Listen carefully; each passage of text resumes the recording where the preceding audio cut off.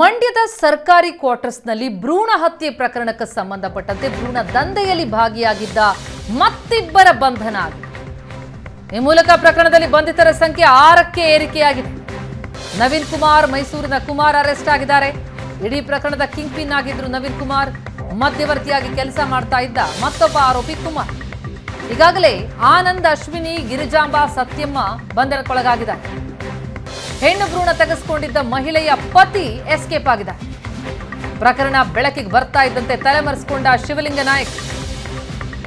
ಈ ಪ್ರಕರಣದಲ್ಲಿ 5ನೇ ಆರೋಪಿ ಶಿವಲಿಂಗ ನಾಯಕ್. ಆತನ ಬಂಧನಕ್ಕೆ ಈಗ ಪಾಂಡವಪುರ ಪೊಲೀಸರು ಬಲೆ ಬೀಸಿದ್ದಾರೆ. ಶಿವಲಿಂಗ ನಾಯಕ್ ಬಂಧಿಸಿದ್ರೆ ಮತ್ತಷ್ಟು ಆರೋಪಿಗಳ ಹೆಸರು ಬಯಲಿಗೆ ಬರುವಂತಹ ಸಾಧ್ಯತೆಗಳು ಕಂಡು ಬರ್ತಾ ಇದೆ. ಸರ್ಕಾರಿ ಕ್ವಾರ್ಟರ್ಸ್ನಲ್ಲಿ ಭ್ರೂಣ ಹತ್ಯೆ ನಡೆದಂತಹ ಪ್ರಕರಣ ಇದು.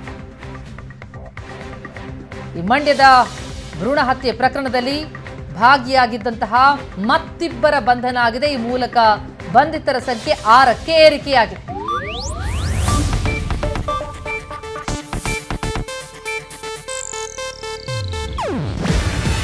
ಇದು ಏಷ್ಯಾನೆಟ್ ನ್ಯೂಸ್ ನೆಟ್ವರ್ಕ್ ಪ್ರಸ್ತುತಿ. ನೀವು ನೋಡ್ತಿದ್ದೀರಾ ಏಷ್ಯಾನೆಟ್ ಸುವರ್ಣ ನ್ಯೂಸ್.